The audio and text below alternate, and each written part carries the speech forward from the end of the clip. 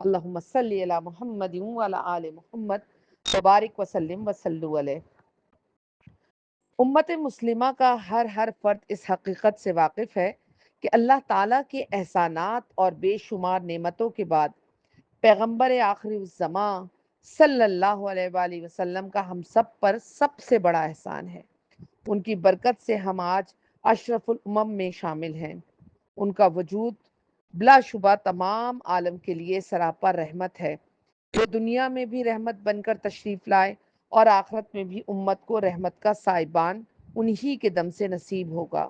عظیم پیغمبر اسلام صلی اللہ علیہ وآلہ وسلم کی کچھ حقوق امت پر بھی عائد ہوتے ہیں۔ ان حقوق کو ہم محبت کا بھی نام دے سکتے ہیں، بلکہ ایک حدیث شریف میں اس کی اس قدر اہمیت بیان کی گئی کہ جب تک محبت رسول صلی اللہ علیہ وآلہ وسلم تمام دنیا مافیا کی محبت سے بڑھ کر نہ ہو تو ایمان ہی مکمل نہیں ہوتا۔ حضرت عمر بن خطاب رضی اللہ تعالیٰ عنہ نے ایک مرتبہ اسی فرمان نبی کے تناظر میں خدمت نبی صلی اللہ علیہ وآلہ وسلم میں عرض کیا، یا رسول اللہ، میرے دل میں تمام دنیا مافیا سے زیادہ آپ کی محبت ہے، لیکن اپنے والدین اور بیوی بچوں کی محبت دل میں غالب ہے۔ حضور اقدس صلی اللہ علیہ وآلہ وسلم نے ارشاد فرمایا، اے عمر، ابھی تک بات بنی نہیں، یعنی ابھی تک تم کمال ایمان کے درجے تک نہیں پہنچے۔ تو حضرت عمر رضی اللہ تعالیٰ عنہ کچھ دیر کے لیے سوچ میں پڑ گئے، پھر بولے، سرکار، آپ کی محبت اب والدین بیوی بچوں کی محبت پر بھی غالب ہو گئی،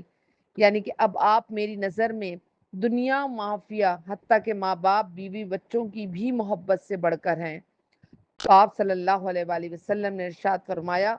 اے عمر، اب ٹھیک ہے، یعنی اب تمہارا ایمان کامل درجے کا ایمان ہو گیا۔ اس روایت کی روشنی میں یہ حقیقت واضح ہو گئی کہ محبت رسول صلی اللہ علیہ وآلہ وسلم کے بغیر ایمان مکمل نہیں ہو سکتا۔ اور یہ بھی ایک محسوس ہونے والی بات ہے کہ جب کسی سے محبت ہوتی ہے تو اس کا تذکرہ بار بار کیا جاتا ہے، یا پھر جب کسی سے محبت پیدا کرنی مقصود ہوتی ہے تو اچھے اچھے الفاظ میں اس کا تذکرہ خوب کیا جاتا ہے۔ چنانچہ سرکار دو عالم صلی اللہ علیہ وآلہ وسلم کی محبت اپنے دلوں میں پیدا کرنا، ان سے اپنی کامل عقیدت کا برتاؤ رکھنا ہم تمام مسلمانوں کے لیے ازحد ضروری ہے، کیونکہ اس کے بغیر ایمان مکمل نہیں ہو سکتا۔ اس دور میں جبکہ ہم دور نبوت صلی اللہ علیہ وآلہ وسلم سے صدیوں کے فاصلے پہ ہیں، پورے 1500 سال گزر چکے ہیں، اپنے دلوں میں نبی کریم صلی اللہ علیہ وآلہ وسلم کی محبت کو کیسے